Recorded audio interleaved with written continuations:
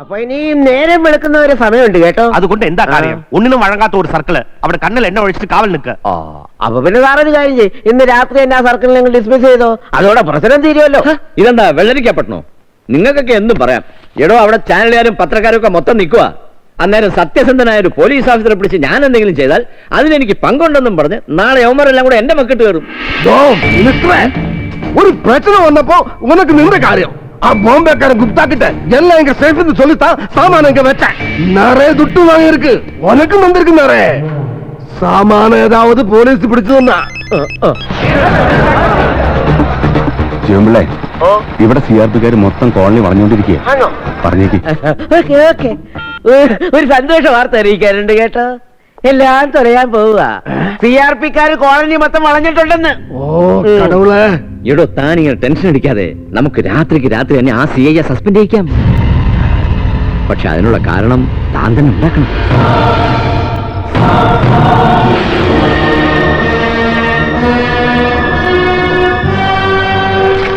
ഒന്നും മയങ്ങാനുള്ള സൗകര്യം വണ്ടിയിലുണ്ട്. വേണ്ട രാഘവേട്ട, ഈ സാധനങ്ങൾ ഇവിടുന്ന് എടുക്കുന്നവരെ എനിക്ക് ഉറക്കം വരില്ല.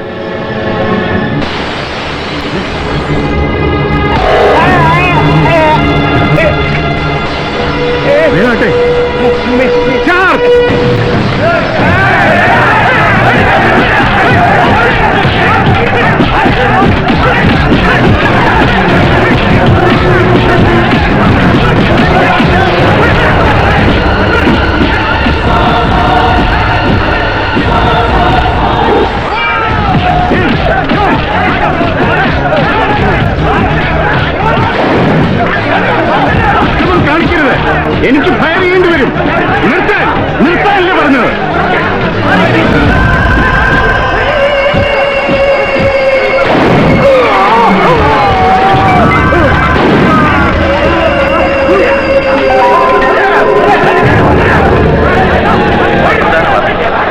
ഇന്നലെ അർദ്ധരാത്രിയുടെ അടുത്ത് തേവര മാർക്കറ്റ് കോളനിയിലുണ്ടായ പോലീസ് വെടിവെപ്പിൽ 2 കോളനി നിവാസികൾ കൊല്ലപ്പെട്ടു. കോളനിയിലെ പോലീസ് റെയ്ഡ് തടയാൻ ശ്രമിക്കുന്നതിനിടയിലാണ് സംഭവമുണ്ടായത്. റെയ്ഡിന് നേതൃത്വം നൽകിയ CI രാജൻ ജോസഫിനെ അന്വേഷണ വിധേയമായി സർവീസിൽ നിന്നും സസ്പെൻഡ് ചെയ്തു. കൊലപാതകത്തിൽ പ്രതിഷേധിച്ച് പ്രതിപക്ഷ പാർട്ടികൾ ജില്ലയിൽ ഹർത്താലിന് ആഹ്വാനം ചെയ്തിട്ടുണ്ട്. കോളനിയിലും പരിസര പ്രദേശങ്ങളിലും പോലീസ് കനത്ത കാവൽ ഏർപ്പെടുത്തി. താൻ രക്ഷപ്പെട്ടു കിട്ടിയാല് ചത്തവന്മാരുടെ ശവസംസ്കാരവും ഹർത്താലും ദുഃഖാചരണവും കഴിയാതെ പോലീസിന് സെർച്ചിങ് എന്നും പറഞ്ഞ് 2 ദിവസത്തെ കോളനിക്കകത്ത് കടക്കാൻ കഴിയില്ല. அப்படி சொல்லிட்டு என்ன காரியம்? சரக்கு അവിടെ കിടക്കല്ലേ? അയ്യോ, അവള് വെളുപ്പിനെ പോയി കേട്ടോ. പിന്നെ ഇരുട്ടത്ത് മന്ത്രി അവക്ക് മനസ്സിലായില്ല. അതാ രാവിലെ സാർ ആരാണെന്ന് ചോദിച്ചപ്പോ ഞാൻ പറഞ്ഞു പ്രതിപക്ഷ നേതാവാണെന്ന്. ஐயோ கடவுளே, நான் சொன்னபடி கேக்குறேன். நன்றியுள்ள അഴിമതി വീറുന്ന സബ് ഇൻസ്പെക്ടർ എനിക്ക് കിടക്കുന്ന വരേക്കും എനിക്ക് മനുമതിയേ കിടയാതെ. പറഞ്ഞാൽ അനുസരിക്കണം, അഴിമതിക്കാരനാവണം, നന്ദി വേണം. അപ്പൊ 3 in 1 അങ്ങനെ ഒരാളുണ്ട് കേട്ടോ. സാറിന് ഓർമ്മയില്ലയോ? 15 ലക്ഷം സാറിന് കൈക്കൂലി വന്നിട്ട് യൂണിഫോം മേടിച്ച ഒരു തന്നെ. നമ്മുടെ മുണ്ടക്കയത്തെ തോട്ടത്തിന്റെ രജിസ്ട്രേഷൻ സമയത്ത് കാശ് തികയാതെ വന്നപ്പോ സാർ എന്നോട് പറഞ്ഞില്ലേ, ഏത് തെണ്ടിയെ പിടിച്ച് പോലീസാക്കിയാലും വേണ്ടില്ല, കാശ് എണ്ണി മേടിക്കണമെന്ന്. ചേട്ടാ, അന്ന് ഞാൻ കളത്തിലിറക്കിയ ആളുടെ സാർ അങ്ങ് മറന്നോ? താൻ ആളാരാണെന്ന് പറയൂ. ഗരുഡൻ. അയ്യോ, അത് അവന്റെ ഒരു ഇരട്ട പേരാ. ഇപ്പൊ തന്നെ സാറിനെ വിളിക്കുന്നില്ലയോ കൈയിട്ട് വാരിയെന്ന്? അല്ല, അതുപോലൊരു പേരാ. ശരിക്കും പേര് മാധവൻകുട്ടിയെന്നാ. കണ്ടാലൊരു പയ്യൻസാ, പക്ഷേ കയ്യിലിരിപ്പൊരു സൈസാ. സർവീസിൽ കയറി 3 മാസം തികയുന്നതിന് മുമ്പ് കൈക്കൂലി കൊടുത്ത 15 ലക്ഷം അതിന്റെ പലിശയും മുതലാക്കിയ വിരുദൻ. അവൻ എന്തെങ്കിലും ഉന്നം വെച്ചാൽ അതവൻ റാഞ്ചിയിരിക്കും. അങ്ങനെ കിട്ടിയ പേരാ ഗരുഡ്, ഇൻസ്പെക്ടർ ഗരുഡ്.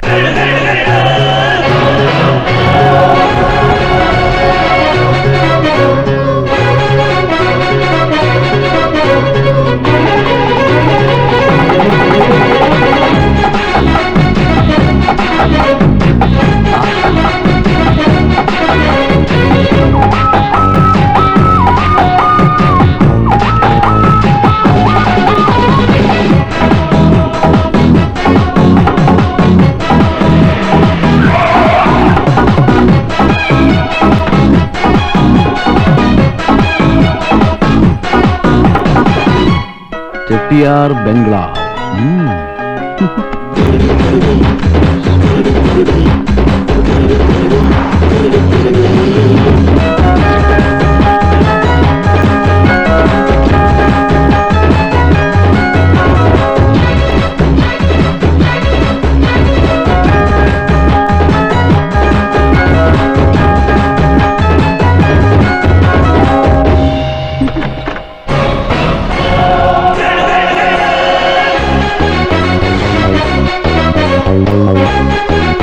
ഞാൻ സർക്കിൾ ഇൻസ്പെക്ടർ ഗരുഡ അതൊക്കെ നാട്ടുകാരെന്നെ സ്നേഹം കൊണ്ട് വിളിക്കുന്ന ഞാൻ കുട്ടി മാധവൻ കുട്ടി. ഞാൻ കാരക്കുടി അറുമുഖ പളനിയപ്പ ചെട്ടിയാർ. ആരാ? കാരക്കുടി അറുമുഖ പളനിയപ്പ ചെട്ടിയാർ. ഈ പ്രായത്തിൽ ഇത്ര ആഡംബരം വേണോ പേരിന്? ഞാൻ ചെട്ടിയാരെന്ന് വിളിക്കും. അല്ല എന്താ ഇവിടെ തന്നെ നിന്നളഞ്ഞേ? വാ വാ അകത്തേക്ക് വാ.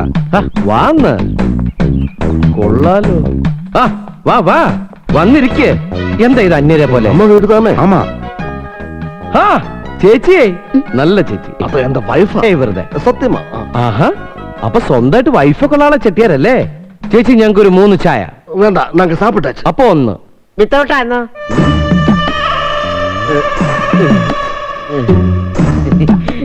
താനല്ലേ? ഞാനല്ല. താനാണ്. ഞാനാണ്. എന്റെ കയ്യിൽ നിന്ന് 15 ലക്ഷം രൂപ കൈക്കൂലി വാങ്ങിച്ചിട്ട് ഈ യൂണിഫോം എനിക്ക് വാങ്ങിച്ചെന്നത് അത് താനല്ലേ? ഞാനാണ്. ഈ തൊപ്പി കിട്ടിയ നിമിഷം മുതൽ തന്നെ അന്വേഷിച്ചാൽ നടക്കുകയാണ്. എന്തിനാണാവോ? എന്റെ കയ്യിൽ നിന്ന് കൈക്കൂലി വാങ്ങിച്ച തന്നെ പിടിച്ചകത്തിടാൻ. അതിന്റെ 3 ഇരട്ടി ഉണ്ടാക്കില്ലേ മിസ്റ്റർ ചെട്ടിയാർ, ഞാനൊരു ജനസേവകനാണ്. ജനങ്ങൾക്ക് സേവനം ചെയ്യാനായി ഓൾ കേരള കടന്ന് ഞാൻ നെട്ടോട്ട് മുടുകയാണ്. കാഞ്ഞങ്ങാട്ടെത്തുമ്പോ തിരുവനന്തപുരത്തേക്ക്, തിരുവനന്തപുരത്തെത്തുമ്പോ കോട്ടയത്തേക്ക്. ഇതൊന്നും പണിഷ്മെന്റ് ട്രാൻസ്ഫർ അല്ലട്ടോ, എല്ലാം ഇതുപോലെ റിക്വസ്റ്റ് ട്രാൻസ്ഫർ. ഇനി പറയൂ, എന്ത് സേവനമാണ് ഞാൻ ഇവിടെ ചെയ്യേണ്ടത്? എല്ലാം உங்களுக்கு தெரியுமே. തെരിയും തെരിയും ചെട്ടിയാരെ. അറിഞ്ഞിടത്തോളം ഇത് ഭയങ്കര റിസ്ക് പിടിച്ചൊരു കേസാ. അതുകൊണ്ട് ഞാൻ സ്റ്റേഷനിൽ പോലും ചാർജ് എടുക്കാതെ നേരെ ഇങ്ങോട്ട് വന്നത്. സ്റ്റേഷനിൽ ചെന്ന് ഞാൻ വല്ല ഏടാകൂടെ ഒപ്പിച്ച പിന്നെ എനിക്ക് പോലും ഊരി തരാൻ പറ്റിയെന്ന് വരില്ല. അല്ല എന്റെ ഇവിടുത്തെ ജോലിയുടെ ശമ്പളത്തിന്റെ കാര്യം പറഞ്ഞില്ല. എന്റെ കൺസൾട്ടിംഗ് ഫീസ് അല്ല ചോദിച്ചത്. Okay plus 50,000. അതെന്റെ വഴിച്ചെലവിന് വേറെ തരേണ്ടി വരും. അല്ല ഇതാരാ? തന്റെ അനാവശ്യം പറയരുത് കേട്ടോ. ചെട്ടിയാരുടെ ഭാര്യ എന്ന് പറഞ്ഞാൽ എനിക്ക് പെങ്ങളെ പോലെ. എന്താടോ ഒരു സ്പെല്ലിംഗ് മിസ്റ്റേക്ക്? എന്നുടേ മോന. ഓക്കെ തലയ്ക്കാണോ വാലിനാണോ ഇവിടെ വില? ഐ മീൻ തന്തയ്ക്കാണോ മകനാണോ ദ ഡിസിഷൻ പവർ? അത് ചെട്ടിയാർക്കാ. ഓക്കെ, അപ്പോൾ ഞങ്ങൾ വലിയ വലിയ ആളുകൾ സംസാരിക്കുമ്പോ കുട്ടികൾ മിണ്ടാതിരിക്കുക. ചെട്ടിയാരെ, ഇത് തൊപ്പി തെറിക്കണ കേസാ. പെൻഷൻ പറ്റുമ്പോ കിട്ടുന്ന തുക മുഴുവൻ കിട്ടിയില്ലെങ്കിൽ ഡിമാൻഡുള്ള സമയത്ത് ഒരു ബാർഗനിങ്ങിന് ഞാനില്ല. കോത്താഴ്ത്ത് വെച്ചൊന്നല്ലേ?